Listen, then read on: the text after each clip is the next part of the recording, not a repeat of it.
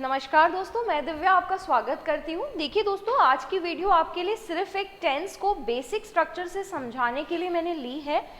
कई बार ऐसा होता है स्टूडेंट्स को इंग्लिश आगे की तो समझ आ जाती है, लेकिन उनका टेंस का बेसिक थोड़ा सा नहीं हो पाता है, जिसकी वजह से उन्हें आगे थोड़ा सा समझने में दिक्कत हो सकती है।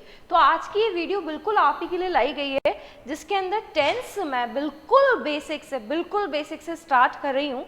देखिए दोस्तों, इंग्लिश में हमेशा एक सेंटेंस को लिखने के बहुत सारे रूल्स होते हैं, जिसका एक बेसिक स्ट्रक्चर जो आप बचपन से पढ़ते हुए आए हैं वो यही है कि आप सबसे पहले इंग्लिश का एक स्टेटमेंट किससे शुरू करते हैं? सब्जेक्ट से। उसके बाद में क्या लिखते हैं? Helping verb, then verb and then उसका ऑब्जेक्ट। देखिए दोस्तों, अगर मैं इस स्ट्रक्चर को आपको एक्सप्लेन करूं थोड़ा सा डीपली, तो यहाँ पर सब्जेक्ट को हम हिंदी में क्या बोलते हैं दोस्तों? यहाँ हम सब्जेक्ट को हिंदी में बोलते हैं कर्ता। अब दोस्तों, ये कर्ता क्या होता है? कर्ता मतलब आपके सेंटेंस में जिस व्यक्ति ने काम किया है, यानी जिस व्यक्ति के बारे में या जिस नॉन लिविंग थिंग के बारे में भी कह सकती हूँ या लिविंग थिंग के बारे में भी कह सकती हूँ, जिस चीज़ के बारे में भी आप अपने सेंटेंस में चर्चा कर रहे हो या जिसने काम किया है, उसे आप क्या बोलते हैं? कर्ता। And it is known as in English as a subject. Okay, and आपके सेंटेंस में सबसे ज़्यादा ज़रूरत इसी की होती है। इसी से आपकी वर्ब डिसाइड होती है, इसी से आपकी हेल्पिंग वर्ब डिसाइड होती है। कुल मिलाकर अगर मैं सीधी भाषा में कहूँ तो आपका पूरा टेंस इसी पे ही डिपेंड करता है कि आपने अपना सब्जेक्ट क्या लिया है। इज इट क्लियर और नॉट? यानी एक सेंटेंस की शुरुआत आप किससे करते हैं? सब्जेक्ट से करते हैं। मैंडेटरी है आपके सेंटेंस के लिए। ये सब्जेक्ट कुछ भी हो सकता है, लिविंग हो सकता है, नॉन लिविंग हो सकता है। बस इस सब्जेक्ट पर बेस्ड ही आपका पूरा सेंटेंस होता है। इसके बाद आप अपने सेंटेंस में क्या लिखते हैं दोस्तों? हेल्पिंग वर्ब या फिर वर्ब। अब इस वर्ब को हिंदी में क्या कहते हैं दोस्तों? क्रिया। क्या कहते हैं? क्रिया। यानी जो काम आपने इस वाक्य में किया है वो क्या कहलाती है? वर्ब। देखिए दोस्तों, सेंटेंस में एक सेंटेंस को लिखने के लिए इंग्लिश में ये दो ही बेसिक चीज़ें हैं जिसकी ज़रूरत है। पहली चीज़ क्या है दोस्तों? सब्जेक्ट। क्योंकि जब तक आपको सब्जेक्ट नहीं पता होगा आप वर्ब नहीं लगा सकते। वो सब्जेक्ट कुछ भी हो सकता है। दूसरी चीज़ वर्ब। जब सेंटेंस में काम ही नहीं हुआ तो सेंटेंस बोलोगे क्या? बोल ही नहीं सकते। यानी कि आपको दूसरी मैंडेटरी चीज़ क्या चाहिए? वर्ब। अगर आपके पास सेंटेंस में ये दो चीज़ें हैं, बस आप इंग्लिश का सेंटेंस बोल सकते हो, सफिशिएंट है। लेकिन हाँ, इसके अलावा अगर आपको और नॉलेज दी जाए तो वो आप आगे जोड़ते जाएं। जैसे कि फॉर एग्जाम्पल मैं कहूँ ऑब्जेक्ट। ये ऑब्जेक्ट क्या होता है दोस्तों? जिस पर काम हो, जिस पर काम हो। यानी कि काम जिसने किया वो क्या हो गया? कर्ता। जो काम हुआ वो क्या हो गया? क्रिया। और तीसरी चीज, जिस पर काम किया गया वो क्या हो गया? ऑब्जेक्ट। ऑब्जेक्ट हो सेंटेंस में तो भी चलेगा, नहीं हो तो भी चलेगा। दो चीजें सबसे ज्यादा क्या चाहिए थी आपको? एक सब्जेक्ट और एक हेल्पिंग वर्ब या वर्ब। देखिए दोस्तों, जब भी आप टेंस पढ़ते हैं टेंस का मतलब है आपका काल, जो कि ये बताता है कि जो सेंटेंस आपने बोला वो कौन से काल में है? भूतकाल में है, वर्तमान काल में है या भविष्य काल में है।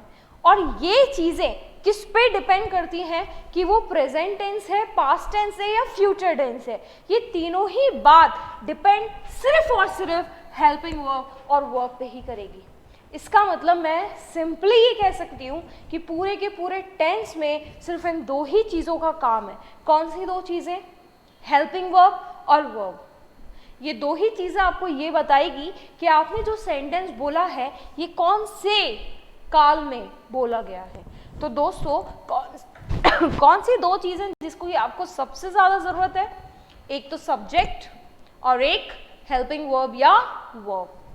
चलें दोस्तों आगे। देखो दोस्तों, मैं आपको एक एग्जाम्पल से इसको समझाती हूँ। मान लो मैंने ये कहा कि राम washes। क्या कहा मैंने दोस्तों? राम washes। यानी कि राम धोता है।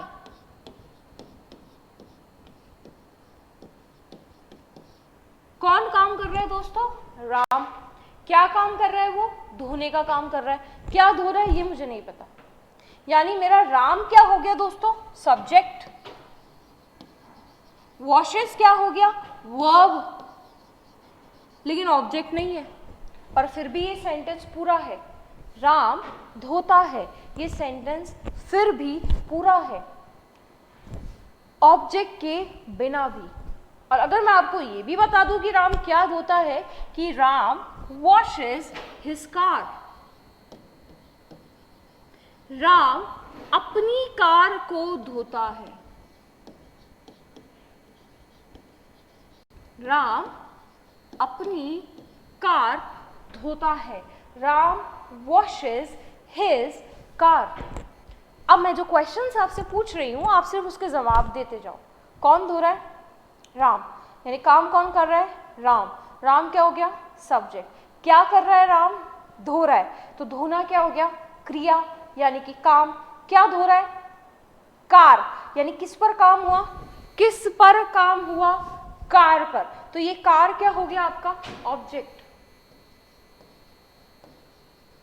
यानी आप एक सेंटेंस को बिना ऑब्जेक्ट के बोल रहे थे तो भी वो पूर्ण वाक्य था, राम वॉशेस। और जब आपने उसके अंदर उसका ऑब्जेक्ट जोड़ दिया कि राम वॉशेस हिज कार, तो भी वो पूर्ण वाक्य हो गया कि ऑब्जेक्ट सहित कि राम क्या धो रहा है? कार को धो रहा है। तो दोस्तों, इंग्लिश के सेंटेंस को लिखने के लिए सबसे बेसिक दो चीजें कौन है? सब्जेक्ट और वर्ब। अगर ये दो चीजें हैं तो क्या हम एक वाक्य को बोल सकते हैं? बिल्कुल बोल सकते हैं। तीसरी चीज क्या आती है दोस्तों? ऑब्जेक्ट। वो क्या होता है? जिस पर काम हो। तो राम वॉशेस हिज कार में कार पर काम हुआ, राम ने किया। और क्या काम किया? धोने का काम किया। तो ये दोस्तों एक टेंस का बेसिक स्ट्रक्चर है जो हम सेंटेंस को बोलते वक्त फॉलो करते हैं। Is it clear? चलिए दोस्तों, हम हमारा आज का पहला टेंस जो लेने जा रहे हैं दोस्तों, देखिए हम प्रेजेंट टेंस की बात कर रहे हैं। यानी कि कौन सा काल? वर्तमान काल की बात कर रहे हैं।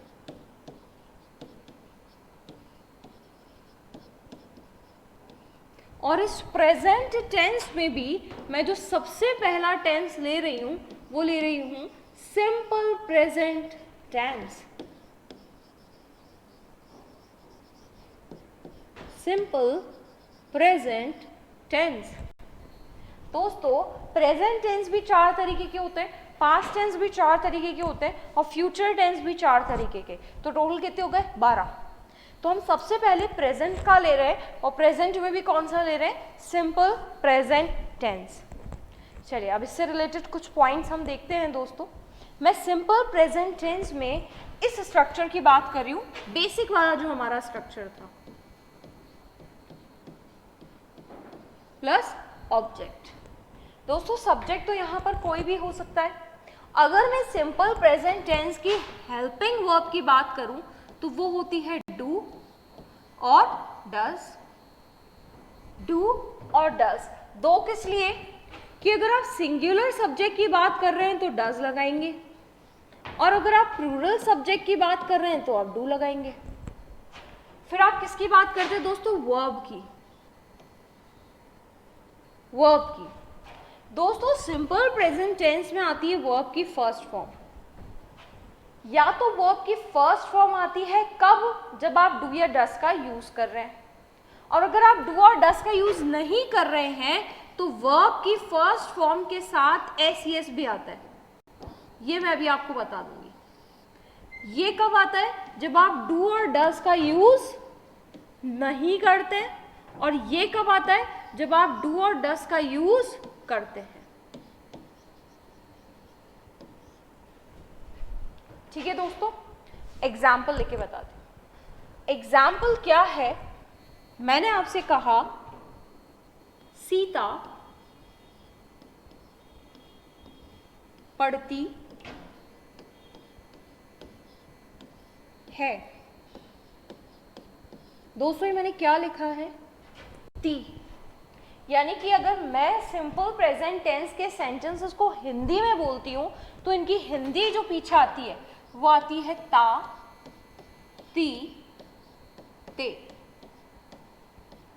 ता, ती, ते। यानी कि सीता पढ़ती है, ती आ रहा है, यानी कौन सा टेंस है? Simple present tense. देखिए दोस्तों, हम कुछ इस तरीके से पढ़ेंगे कि अगर आपके पास सेंटेंसेस हिंदी में भी आ जाएं तो एटलीस्ट आप उनकी इंग्लिश कर सकें। ठीक है दोस्तों, और अगर यदि आपने अभी तक वीडियो को लाइक या शेयर नहीं किया हो तो कर दीजिए, ताकि वो स्टूडेंट्स भी पढ़ लें जो टेंस का कब से बेसब्री से इंतज़ार कर रहे थे। तो आप वीडियो को लाइक एंड शेयर ज़रूर करें। कमेंट सेक्शन में मुझे ज़रूर बताएं कि आपको वीडियो कैसा लगा, और दोस्तों चैनल को सब्सक्राइब भी ज़रूर से कर दें, या फटाफट से कर दो ताकि अपन आगे बढ़ सकें। ठीक है, चलो क्या पढ़ रहे हैं हम? सीता पढ़ती है। कौन पढ़ती है? सीता। तो सीता क्या हो गया? सब्जेक्ट। क्या काम कर रही है सीता? पढ़ने का। अब हाँ दोस्तों, ये वर्ब की इंग्लिश भी आपको जरूर आनी चाहिए। पढ़ने की इंग्लिश क्या होती है? स्टडी। क्या होती है? स्टडी। ठीक है, ये स्टडी।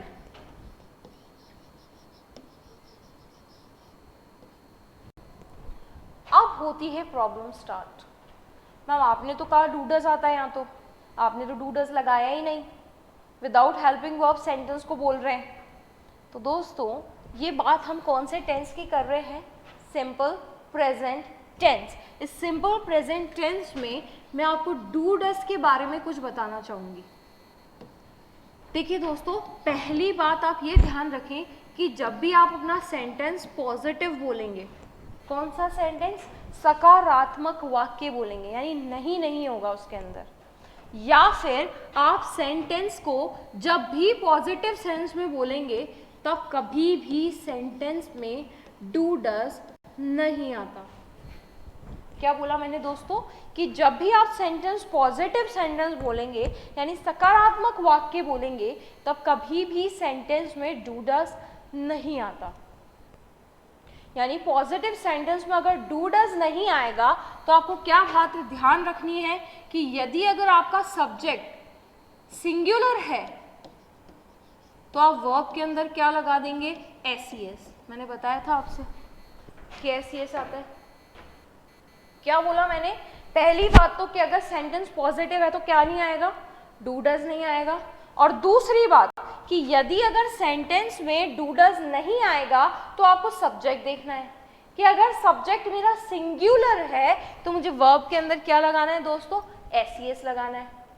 लेकिन अगर मेरा सब्जेक्ट प्लूरल है तो डायरेक्ट सिर्फ और सिर्फ वर्ब की फर्स्ट फॉर्म आएगी, सिर्फ और सिर्फ वर्ब की फर्स्ट फॉर्म। एक बार वापस देखते हैं दोस्तों, डू डस कब नहीं आता? पॉजिटिव सेंटेंस में। वहां हमको क्या ध्यान रखना है? फिर सब्जेक्ट को देखना है कि अगर सब्जेक्ट सिंगुलर है तो मुझे एस लगाना है। किस में लगाना है? वर्ब में लगाना है। लेकिन अगर मेरा सब्जेक्ट प्लूरल है तो एस नहीं लगाना। किस में नहीं लगाना? वर्ब में नहीं लगाना। ये तो बात कब की हुई? जब डू डस नहीं आएगा। लेकिन अगर सेंटेंस में डू डस आता है, सेकंड पॉइंट में यहां लिख रही हूं दोस्तों, कि यदि अगर सेंटेंस में डू डस आता है तो कब आता है? ध्यान रखिए दोस्तों, नेगेटिव सेंटेंस आप जब भी बोलेंगे, नेगेटिव यानी आपके सेंटेंस में नहीं आएगा, नॉट आएगा, तब ये डू डस हमेशा आएगा। और या फिर आप सेंटेंस इंटेरोगेशन, क्वेश्चन बोलेंगे, तब भी ये डू डस आएगा। तो कहाँ नहीं आएगा? पॉजिटिव सेंटेंसेस में नहीं आएगा। और कहाँ आएगा? नेगेटिव सेंटेंसेस में आएगा और इंटेरोगेशन वाले सेंटेंसेस में आएगा। अब हमने बात तब की कर ली जब डू डस नहीं आ रहा था, अब बात तब की कर लेते हैं जब डू डस आएगा। दोस्तों जब डू डस ही आ गया तो वर्ब में एस नहीं लगता। क्या आएगा? सिर्फ और सिर्फ वर्ब की फर्स्ट फॉर्म। चलिए आए वापस अपने एग्जाम्पल पे। मैं इस एग्जाम्पल पे वापस आ रही हूँ दोस्तों। पहली बात तो ये जज करो कि सेंटेंस पॉजिटिव है या नेगेटिव। पॉजिटिव है तो क्या डू डस आएगा? नहीं आएगा। जब डू डस नहीं आएगा तो फिर आपकी सारी कहानी किस पे आएगी? वर्ब पे। किसके अकॉर्डिंग आएगी? आपके सब्जेक्ट के अकॉर्डिंग। क्या चेक करना है कि सब्जेक्ट सिंगुलर है या प्लूरल। चलिए देखिए, सब्जेक्ट सिंगुलर है कि प्लूरल? सिंगुलर। सब्जेक्ट सिंगुलर है तो क्या एसईएस आएगा? बिल्कुल आएगा। किसके अंदर आएगा? वर्ब के अंदर आएगा। लगाइए स्टडी के अंदर एसईएस, स्टडीज, यानी सीता स्टडीज। अब अगर मैं आपको ये बता दूं कि सीता क्या पढ़ती है, मान लो मैंने ये कहा कि सीता गणित पढ़ती है, ऑब्जेक्ट भी बता दिया, तो कहां लगाओगे? Sita studies maths. अब दोस्तों इसी सेंटेंस को नेगेटिव बोलो, सीता गणित नहीं पढ़ती है। इसको इंग्लिश में बोलना है। क्या बोला मैंने सेंटेंस? सीता इंग्लिश नहीं पढ़ती है। कौन नहीं पढ़ती? ये सीता। सेंटेंस किस में बोला? नेगेटिव में। क्या डू डज आएगा? बिल्कुल आएगा। क्या डू आएगा कि डज आएगा? तो ये मैंने आपको पहले ही बताया, सिंगुलर के साथ क्या आता है? डज आता है। सीता क्या है? सिंगुलर, क्या आएगा? डज। अब क्या बोला था? सीता मैथ्स नहीं पढ़ती है, ये नहीं का नोट। अब पढ़ने के लिए क्या बोलोगे? स्टडी या स्टडीज।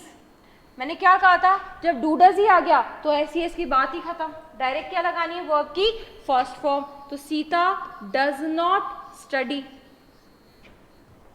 क्या नहीं पढ़ती? मैथ्स नहीं पढ़ती। तो Sita does not study maths. आया समझ? जैसे ही आपने बोला था सीता स्टडी मैथ, यानी सीता गणित पढ़ती है, तो पॉजिटिव था, तो वहां सारी रामायण किसकी थी? कि डू डज नहीं है तो वर्ब में एसईएस आएगा या नहीं आएगा। लेकिन जैसे ही सेंटेंस आपने नॉट में बोला तो वो भी खत्म, सिर्फ आपको तो डू डज देखना है, वर्ब की तो फर्स्ट फॉर्म ही लगानी है। अब बनाते हैं सेंटेंस का इंटरोगेशन। मैंने आपसे पूछा सीता गणित पढ़ती है? पढ़ती है क्या? अब आप बोलोगे हाँ या नहीं, यानी कि आपको ऐसा क्वेश्चन बनाना है जिसका जवाब क्या हो? हाँ पढ़ती है या नहीं पढ़ती है। कैसे बनाओगे उसका क्वेश्चन? तो ये मैंने आपको दोस्तों बताया था जब आपको इन्वर्जन बताया था। क्या बताया था मैंने? कि आप इंग्लिश के स्ट्रक्चर के साथ छेड़खानी कर सकते हो। कितनी सी? कि आप सिर्फ और सिर्फ हेल्पिंग वर्ब को उठा करके किससे पहले रख सकते हो? सब्जेक्ट से पहले। तो वो किस में कन्वर्ट हो जाता है? इंटरोगेशन में। वही काम आपको करना है। ये आपका रहा हेल्पिंग वर्ब। कहाँ रखनी है? सब्जेक्ट से पहले, ये डज। दूसरी बात दोस्तों, मैंने आपसे ये भी कहा है कि इंटरोगेशन वाले क्वेश्चंस में डू डज दिखता है। आ गया डज, क्योंकि सीता क्या है? सिंगुलर। अब आपको क्या लगाना है? आपका सब्जेक्ट। तो डज सीता स्टडी। जब डज आ गया तो एसईएस की बात ही खत्म, स्टडी मैथ्स। ये क्वेश्चन मार्क। और अगर यही आपको क्वेश्चन नेगेटिव वाला बनाना था तो ये लो, does Sita not study maths. दोस्तों ध्यान रखना, आप जब भी नेगेटिव सेंटेंस बनाते हैं ना, यानी आपको नॉट लगाना है, तो ये नॉट हमेशा मेन वर्ब के पहले लगता है। क्योंकि कई बार तो बच्चों को ये भी नहीं पता होता कि ये नॉट कहाँ लगाएं, ये कहाँ लगता है। तो ये नॉट हमेशा मेन वर्ब के पहले लगता है। ये रही आपकी क्रिया स्टडी, हमेशा नॉट इससे पहले लगेगा। तो ये आपका रहा पॉजिटिव सेंटेंस, ये रहा उसका नेगेटिव, ये रहा उसका इंटरोगेशन, और ये रहा उसका नेगेटिव इंटरोगेशन। आई होप दोस्तों आपको यहाँ तक समझ में आया होगा। हम कौन से टेंस की बात कर रहे हैं? सिंपल प्रेजेंट टेंस की। क्या है इसकी हेल्पिंग वर्ब? Do does. ये डू डज में डू क्या होता है? प्लूरल के लिए होता है। डज किसके लिए होता है? सिंगुलर के लिए होता है। फिर आपको ये ध्यान रखना है डू डज कब नहीं आता है? तो ये पॉजिटिव में नहीं आता है। अब जब अगर डू डज पॉजिटिव में नहीं आता है तो फिर आपको दो बातों का ध्यान रखना है कि आपका सब्जेक्ट सिंगुलर है या प्लूरल। अगर आपका सब्जेक्ट सिंगुलर है तो एसईएस मेन वर्ब में लग जाएगा, और अगर आपका सब्जेक्ट प्लूरल है तो एसईएस नहीं आएगा, सिर्फ वर्ब की फर्स्ट फॉर्म आएगी। लेकिन दोस्तों अगर आपका सेंटेंस नेगेटिव है या इंटरोगेशन है तो डू डज आएगा, और जब डू डज आएगा तो वर्ब की सिर्फ और सिर्फ फर्स्ट फॉर्म आएगी, वहाँ एसईएस का कोई काम नहीं है। इज इट क्लियर और नॉट? चलिए मैं आपको एक एग्जाम्पल से और समझाती हूँ। मैं हिंदी में दूंगी, इंग्लिश उसकी आपको करनी है, ठीक है? मैंने सेंटेंस दिया कि मोहन, आपको दोस्तों चारों सेंटेंस बनाने हैं, पॉजिटिव, नेगेटिव, इंटरोगेशन और नेगेटिव इंटरोगेशन, ठीक है? मोहन फुटबॉल खेलता है। चलिए दोस्तों बनाइए, मोहन फुटबॉल खेलता है। चलिए देखें, इस सेंटेंस में ता दिख गया आपको, यानी ये सेंटेंस किसका है? सिंपल प्रेजेंट टेंस का है। चलिए सबसे पहले सब्जेक्ट की बात करते हैं। यहाँ कौन खेलने का काम कर रहा है? मोहन। तो मोहन क्या हो गया मेरा? सब्जेक्ट। ये लो मोहन।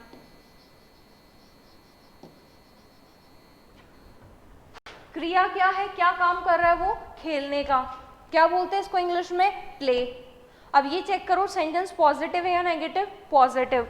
तो क्या डू डज आएगा? नहीं आएगा। नहीं आएगा तो सब्जेक्ट देखना पड़ेगा। चेक करो सब्जेक्ट क्या है? मोहन।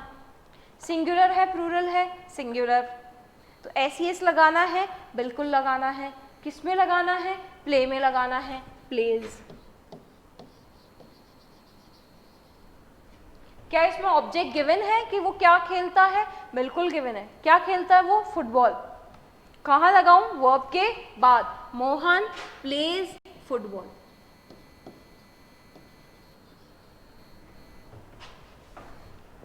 अब क्या बनाना है इसका नेगेटिव? कि मोहन फुटबॉल नहीं खेलता है। तो ये आपका सब्जेक्ट तो चेंज होगा नहीं, मोहन,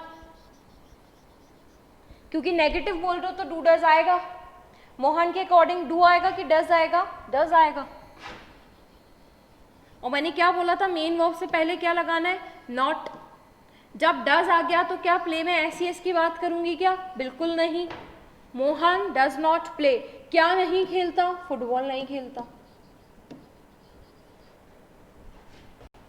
अब क्या बनाना है इसका? इंटरोगेशन। इंटरोगेशन में सिर्फ क्या करना है? Position change. किसकी? इन दोनों की। बस ध्यान क्या रखना है? आगे क्या आएगी? Helping verb. मोहन के अकॉर्डिंग हेल्पिंग वर्ब क्या आएगी? डज। ये आपकी हेल्पिंग वर्ब। फिर क्या आएगा आपका? सब्जेक्ट। फिर क्या आएगी? जब डू डज आ गया तो वर्ब की फर्स्ट फॉर्म। फिर क्या आएगा? फुटबॉल।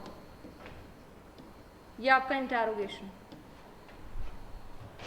अब यदि अगर आपको नेगेटिव इंटरोगेशन बनाना है वो भी बना लो। डज मोहन, ये आपकी मेन वर्ब। मेन वर्ब से पहले क्या लिखना है? Not play football. खत्म। चलिए एक एग्जाम्पल प्लूरल का ले ले, देखते हैं। वे सब खेलते हैं। क्या बोला है मैंने? ते। किसका सेंटेंस है? सिंपल प्रेजेंट टेंस का। वे की इंग्लिश क्या होती है? दे। सबकी इंग्लिश क्या हो गई? ऑल। और खेलने की इंग्लिश क्या हो गई? प्ले। सेंटेंस क्या है? पॉजिटिव। डू डज आएगा? नहीं आएगा। तो किसको देखेंगे? सब्जेक्ट को। सब्जेक्ट सिंगुलर है प्लूरल? प्लूरल। तो क्या वर्ब में एस आएगी? नहीं आएगी, क्योंकि जब सब्जेक्ट प्लूरल होता है तो डायरेक्ट वर्ब की कौन सी फॉर्म लगती है? First form. अब किसकी बात करें? नेगेटिव सेंटेंस की। नेगेटिव सेंटेंस में डू डज आता है। जब नेगेटिव सेंटेंस में डू डज आएगा तो दे के अकॉर्डिंग क्या आएगा? डू। बताया था प्लूरल के लिए क्या यूज होता है? डू। अब क्या लगाना है? नॉट। किससे पहले? वर्ब से पहले। ये ऑल रह गया था। They all do not play. अब क्या बनाना है? इंटरोगेशन। किसको चेंज करूं? सिर्फ हेल्पिंग वर्ब और सब्जेक्ट को। ये लो डू आगे। ये दे ऑल प्ले। नेगेटिव बना लो। Do they all. नॉट किससे पहले? मेन वर्ब से पहले। Not play. ये खत्म। आई होप दोस्तों आपको बेसिक क्लियर हो गया होगा। और आगे बढ़ते हैं। देखिए दोस्तों, ये सिंपल प्रेजेंट टेंस में इन दो के साथ थोड़ी सी प्रॉब्लम है, एक आई के साथ और एक यू के साथ। मैं दोनों की ही आपको एग्जाम्पल लेके सिखा देती हूँ। देखो दोस्तों, अगर मैं ये बोलूं तुम पढ़ते हो, क्या बोला मैंने दोस्तों? तुम पढ़ते हो। अब ये बात तो बिल्कुल क्लियर हो रही कि सेंटेंस किसका है? सिंपल प्रेजेंट टेंस का। और ये भी पता है कि तुम की इंग्लिश क्या होती है? यू। पढ़ने को इंग्लिश में क्या कहते हैं? स्टडी। अच्छा, डू डज आएगा नहीं क्योंकि सेंटेंस क्या है? पॉजिटिव। पर मुझे ये देखना है कि स्टडी बोलूं कि स्टडीज बोलूं, तो इसके लिए मुझे क्या देखना पड़ेगा? यू को देखना पड़ेगा। अब दोस्तों, इंग्लिश में पता नहीं होता कि सामने बैठा व्यक्ति एक है या एक से ज़्यादा, क्योंकि एक है तो भी हम यू बोलते हैं और एक से ज़्यादा होते हैं तो भी हम यू ही बोलते हैं। हम तुम के लिए भी यू बोलते हैं और तुम सब के लिए भी यू ही बोलते हैं। अब क्लियर कैसे हो कि सामने बैठा व्यक्ति कितने हैं?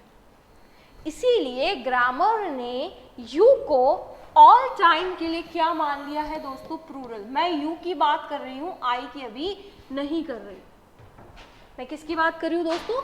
यू की। तो ग्रामर ने यू को क्या मान लिया है? प्लूरल मान लिया है। तो जब यू को प्लूरल मान लिया है तो क्या स्टडी में एस आएगा क्या? बिल्कुल नहीं। क्या होगा ये? You study. चलिए अब इसका नेगेटिव बनाइए कि तुम नहीं पढ़ते हो। तो ये नहीं मुझे कहाँ लगाना है? स्टडी के पहले। लेकिन मुझे इससे पहले तो हेल्पिंग वर्ब लगानी है। यू सिंगुलर है कि प्लूरल? प्लूरल। तो डू आएगा कि डज? डू। तो यू डू। क्या बोलूं? Not study. You do not study. अब क्या बनाए इसका? इंटरोगेशन। हेल्पिंग वर्ब आनी जरूरी है, ठीक है। यू के साथ क्या लगाऊं? डू। इसके बाद सब्जेक्ट। Do you study? तुम पढ़ते हो? Do you study? अब बनाना है इसका नेगेटिव। कोई बात नहीं, ये डू ये यू, मेन वर्ब से पहले not. Do you not study? तुम नहीं पढ़ते हो। तो यानी कि यू की एक चीज आपको ध्यान रखनी है कि ग्रामर में यू को क्या माना गया है दोस्तों? प्लूरल माना गया है। अब किसकी बात कर रही हूं? इस आई की। मैं मेरा एग्जांपल ले लेती हूँ।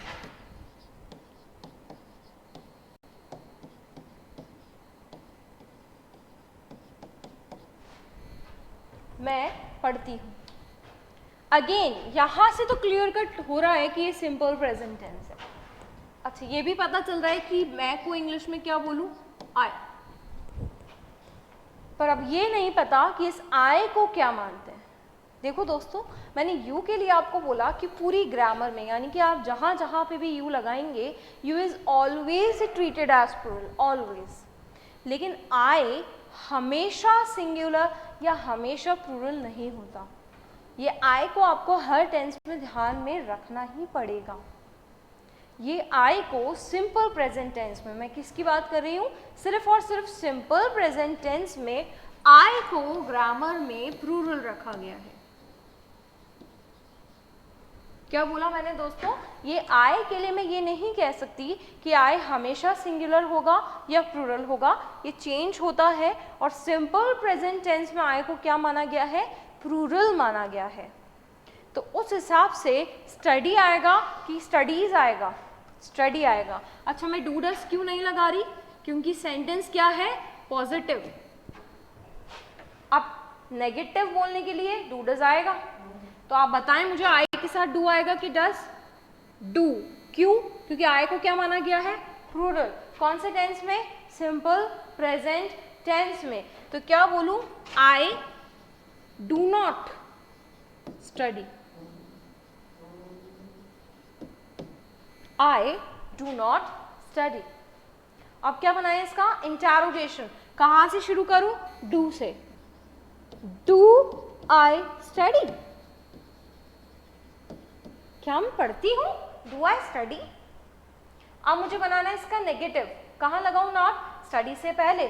तो डू आई नॉट स्टडी, क्या मैं नहीं पढ़ती हूँ? तो दोस्तों is it clear to you और नॉट? कहाँ पर डू डज नहीं आता पॉजिटिव में, कहाँ आता है नेगेटिव और इंटरोगेशन में। जब डू डज नहीं आता तो आपको किसको देखना पड़ता है? सब्जेक्ट को। अगर सब्जेक्ट प्लूरल है तो एस नहीं आता, अगर सब्जेक्ट सिंगुलर है तो एस आता है। अगर सेंटेंस में डू डज आ रहा है तो फिर एस की बात नहीं होती। डू किसके लिए यूज होता है? प्लूरल के लिए। डज किसके लिए यूज होता है? सिंगुलर के लिए। इंटरोगेशन में डू डज आता है, नेगेटिव में आता है, पॉजिटिव में नहीं आता। फिर हमने बात किसकी की है? यू और आई की। ग्रामर में यू को क्या माना गया है? Plural. Throughout grammar you is treated as plural. लेकिन आई की अगर बात करूं तो ये ज़रूरी नहीं है कि हमेशा आई सिंगुलर हो या प्लूरल ही हो, ये चेंज होता रहता है। लेकिन अभी हम कौन से टेंस की बात कर रहे हैं? सिंपल प्रेजेंट टेंस की। यहाँ पर आई को क्या माना गया है दोस्तों? यहाँ पर आई को प्लूरल माना गया है, तो उस हिसाब से आई के साथ डू आता है। पर कब? जब सेंटेंस नेगेटिव हो या इंटरोगेटिव हो। और अगर सेंटेंस पॉजिटिव है तो डायरेक्ट वर्ब की फर्स्ट फॉर्म। देखो दोस्तों, मैंने आज सिंपल प्रेजेंट टेंस का आपको सिर्फ बेसिक सिखाया है, लेकिन हम नेक्स्ट वीडियो की जब बात करेंगे टेंस की तो मैं आपको सिंपल प्रेजेंट टेंस के एग्जाम में कौन से क्वेश्चंस आते हैं या किन किन चीज़ों का आपको ध्यान रखना है, हम उसकी बात करेंगे। तब तक दोस्तों आप इसके बेसिक की प्रैक्टिस करते रहें, खुद ही सेंटेंस हिंदी में बनाएं और क्या लगा दें वर्ब में? ता है या ती है या ते हैं, और उसकी इंग्लिश करने की कोशिश करें। आप सेंटेंस को पॉजिटिव, नेगेटिव, पॉजिटिव इंटरोगेशन और नेगेटिव इंटरोगेशन चारों को बनाने की प्रैक्टिस करें। इसकी प्रैक्टिस आप जितनी करेंगे आप उतनी ही हिंदी की इंग्लिश ईजिली कर पाएंगे। ओके दोस्तों, तो आज के लिए फिलहाल टेंस में इतना ही। बट हाँ दोस्तों, इसकी प्रैक्टिस आपको ज़रूर करनी है। वीडियो को लाइक और शेयर भी ज़रूर करना है, सब्सक्राइब भी ज़रूर करना है और मुझे कमेंट सेक्शन में ज़रूर से बताना है कि आपको वीडियो कैसी लगी। ठीक है दोस्तों, जय हिंद, जय भारत।